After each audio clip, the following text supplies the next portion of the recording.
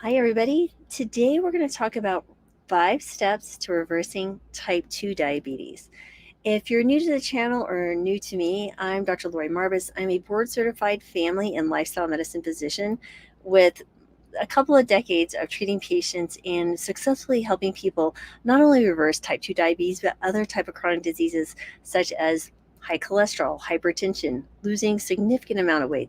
But today let's jump right in and we're going to talk about those 5 steps in where you can start taking action today to see better blood sugar management. And by the way, check the link below in the description if you're on YouTube. Oh, and please subscribe and make sure that you click the little alert so when we see new lives and new videos that you can see what we're talking about here. We run a program called The Healing Kitchen with myself and Brittany Giroudi, who successfully lost 70 pounds. We meet every single week live, and I host a workshop every single week as well. Or not every single week, but every month as part of The Healing Kitchen. And Brittany brings us 2 delicious recipes every week. You have access to all the ebooks and all the past recordings for the last year that we've been doing the Healing Kitchen.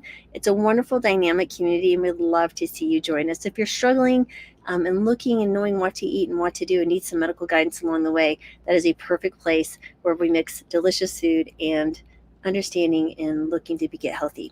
All right, so let's jump right in. Let me grab my notes. So first of all, reversing type 2 diabetes is a goal definitely worth striving for. So many times when someone is diagnosed with type 2 diabetes, they're told that, well, this is it. You should try to lose weight and eat healthier. Maybe they're told to eat a low carb diet. But what happens over time, it's like a train that leaves the station, right? It just continues to go down the track and it seems to gain momentum as the years go by. And nobody ever speaks to patients regarding the ability to actually reverse diabetes and what they actually have control to do, right? That's the doctor says, hey, here's your prescription, take it. I mean, that was the way I was trained, but you certainly absolutely can do some different things. So let me go ahead and talk a little bit more about that here. So, when we think about traditional medical practice, they're focused on managing symptoms, right? Newer approaches really right now aim to tackle the root causes of disease, and that's what we're going to talk about today. So here are the 5 steps. Number 1, I want you to consider adopting a low glycemic whole food plant-based diet.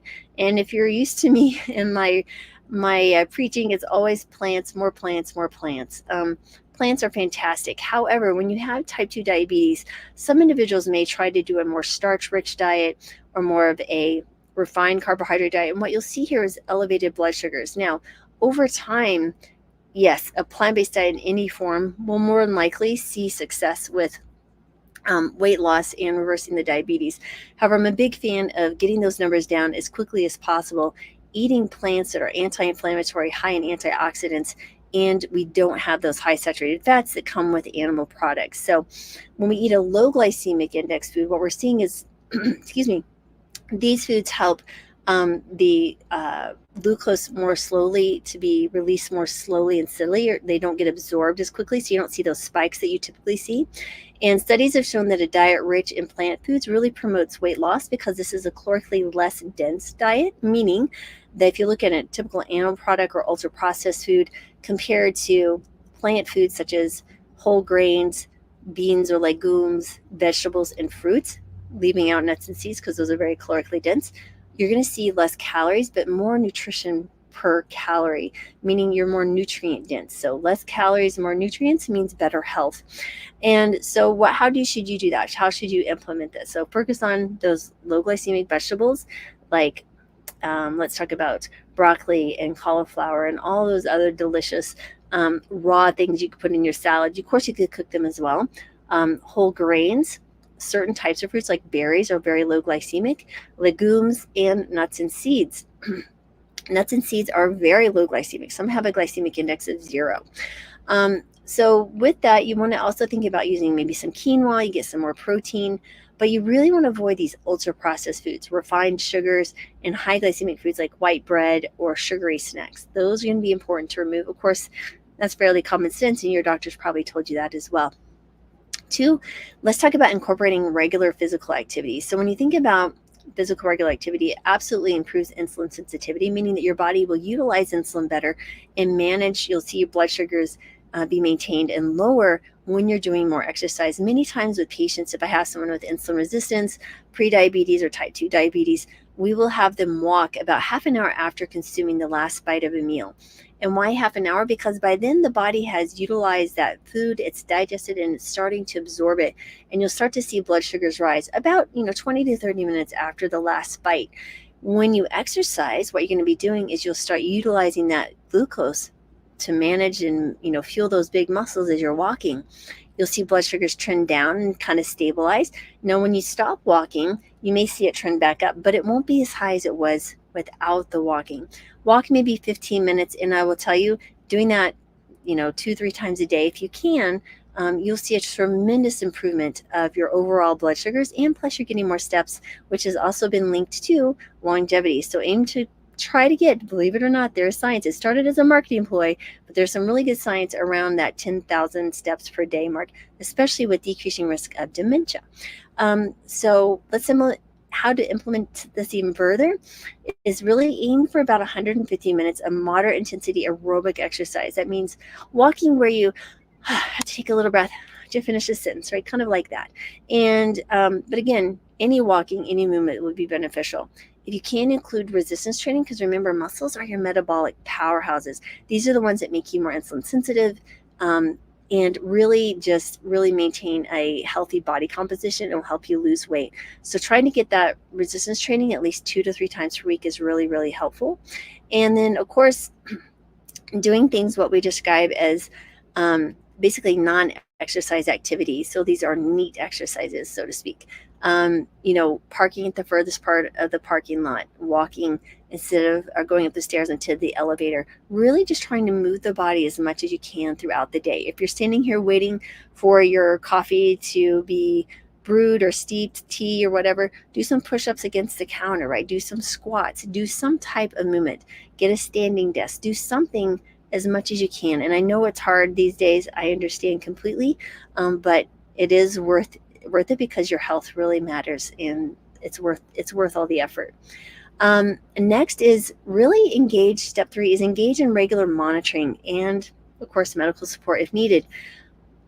I'm a big fan of understanding, and you'll hear me say this many times, is what's not measured is not managed, right? So someone who's like, I refuse to step on the scale, yet their clothes feel tight, they don't feel well. You have to think about the scale for weight is just data, right? Doing it once a week, it just helps you keep accountable and understanding what you're doing if it's working. The same goes for blood sugars. I cannot tell you how many patients that I've seen that have had type 2 diabetes for years are on insulin and other medications that can really be seriously overdone, right? And have low blood sugars, which can be life-threatening, don't even have a glucometer. They haven't managed their blood sugars or looked at them in decades. It's ridiculous. It really boggles the mind. So you see all sorts of stuff. And so basically what we really want to understand is that when you think about, studies actually show that close observation of your blood sugars, especially when you're starting to incorporate healthy lifestyle like a healthy diet and exercise, you're going to need less medications. And so monitoring is really, really important, especially if you're on insulin or certain medications like oral hypoglycemics that will lower blood sugar. So you're going to need some of those medications decrease, and many times rapidly. If I have someone who incorporates or embraces the whole food plant-based diet, like literally overnight, and they're on insulin, I will either cut that insulin in half, or I will actually cut it out altogether, depending on the severity of their current levels of blood sugars, how much insulin they're on, and which types. So a few things will be played there, and there's more of an art than a science to this, at least for the blood sugars. So I have at least 12 years of experience on a plant-based diet with patients in diabetes. My first patient that I understood the power of a whole food plant-based diet was 12 years ago, and it's like all about whole food plant-based diet. They're like, yeah, let me give it a shot. We ended up stopping 60 units of insulin. This is a type 2 diabetic, within 72 hours. That's 3 days. You heard me, 60 units of insulin in 3 days. I will never forget. That was such a wonderful lesson for me to understand. This is very powerful medicine in and of itself. There is food as medicine. Someone who says that food isn't medicine, they're not a physician. They're not treating their patients. And I will say that till the day I die. Next is really just making sure that you're following up right with your doctor, especially when it comes to managing that medication. So some of you may see Daisy over here. She's saying hi in the background there. But anyway, so she comes over here, just say hi to Daisy, but she likes to jump in on my videos on occasion. Next, step 4 is manage stress and prioritize sleep. Really good anecdotal story to share with myself. I've worn a CGM. I've never had type 2 diabetes or blood sugar issues, but I've worn the CGMs, a continuous glucose monitor, to see what my blood sugar did just in someone like myself, right? And I'll never forget one evening, I had eaten like, I don't know, 3 or 4 hours earlier, and I had watched a video on Netflix about World War II. And it was graphic, right? But I love history. I love the entire era of World War II. And I was really moved by this movie. And I went to bed. I woke up from a very vivid dream around midnight, and I happened to check my CGM, and my blood sugar when I'd gone to bed was like around 80, 85, and it had jumped to 120 right at the time that I woke up, and then it just started to drop very, very precipitously. That's a wonderful indication of how blood sugar can respond to stress even when you're sleeping. So that made a really big imprint on me as far as really helping people understand decreasing stress and managing stress is absolutely essential. But of course, when you look at the science, chronic stress and poor sleep can negatively impact blood sugar and your insulin sensitivity. So high stress levels trigger the release of what I describe as cortisol, right, which can raise blood sugar levels. And similarly, the lack of sleep can affect hormones that regulate hunger and glucose metabolism. So studies have shown that managing stress and ensuring adequate sleep can really help your overall metabolic health. So how do you practice this, right? So you could do a few different practice or stress reducing techniques such as mindfulness, meditation, yoga. One that I love to do every single morning. Well, I've been in the middle of transition, but typically every single morning I will go for a mindful walk.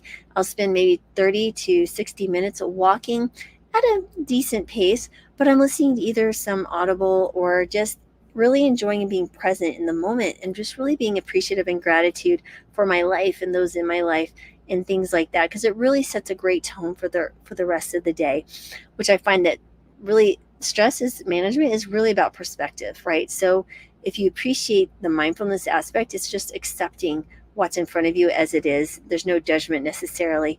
And that alone sets you up to make better and more mindful, more wisdom or more wise choices when it comes to what you need to do in a given circumstance. In addition to that, really aim between that 7 and 9 hours per night of sleep, and then just really establish a regular schedule for bedtime. Meaning you go to bed and wake up at the same time, even on weekends, because your body has these chronological, what's the best way to describe it? It's almost like a routine, right? So your body has routines, right? It wants to wake up and it wants to go to sleep at a particular time. And I know it can be hard during like times of transition, or if like the changing of the times, like if you're traveling, or, daylight savings times and other things like that. But it is really important that you try to keep that scheduled routine, because overall it will help you manage your sleep more regularly or better as you go through the rest of the week. So let's say you sleep in on weekends, but then you have to get up early during the week. You'll find that if you get up a little bit earlier on the weekends, maybe not if you have to get up super early, but you're like, man, I'm not doing that. Try to get up as early as you can on weekends. That will help you sleep better during the week as well. And finally, the last thing is really staying hydrated and avoid sugary beverages. I don't think people quite understand the importance of hydration in so many aspects. So when you think about this, staying well hydrated helps maintain optimal blood glucose levels and overall health. Dehydration can lead to elevated blood sugars because you're under a bit of stress there. Avoiding sugary beverages is obviously really important, because you get these really rapid sugar spikes in your blood, and that can make you not feel well. Then you get a rush of insulin and it drops very quickly, and you can just not feel well and feel dizzy, fatigued, tired, things like that. So really avoiding the sugary beverages also helps by avoiding extra calories, especially if you're struggling to lose weight. So implementation: drink at least 8 cups of water, more if you're active. Another way you can do this is 8 to 10 ounces for the first 8 hours that you're awake of water. Yes, herbal tea is a good one you can use as well. But again, you will be getting some hydration, some of the fruits and veggies that you're consuming, but I still think it's even really more important to maintain hydration, especially if you're in a really dry climate like I am right now. I'm in Colorado. It's very arid, it's very hot, and so definitely want to be upping on my hydration. And so just monitor your blood sugar, or your blood sugar, just monitor that fluid intake. And if you can, just have that water in front of you somewhere. If you're struggling to drink water, some people do, try to put some frozen fruit in it. Some of my favorite things to do is put like frozen cherries in it. So delicious. And you can play around with different, maybe like the more citrusy fruits. Again, just try it out, see what you like. So hope that's helpful. So really, the conclusion here is just reversing type 2 diabetes is very achievable. I've helped countless people do it. You absolutely can do it. It's a combination of dietary changes, physical activity, regular monitoring, managing your medications, stress management, and staying hydrated. So guys, check it out. If you're struggling, you need some help on where to go and how to get started, check out the link below for the Healing Kitchen, and we'd love to see you there. And again, don't forget to subscribe to the channel. Share this video with someone if you think it might be helpful for them. And I so appreciate you being here every single video. I always end it in gratitude, and thank you for the time that you spent with me today, because I know you could be elsewhere. And I'm always sending people joy, love, and peace and healing, because we all need more a little bit, and need a little bit more healing in this world. I don't know why I'm stumbling over my words today, but that's okay. Okay, guys, have a great rest of your day, evening, and I'll be back tomorrow with another video. Take care.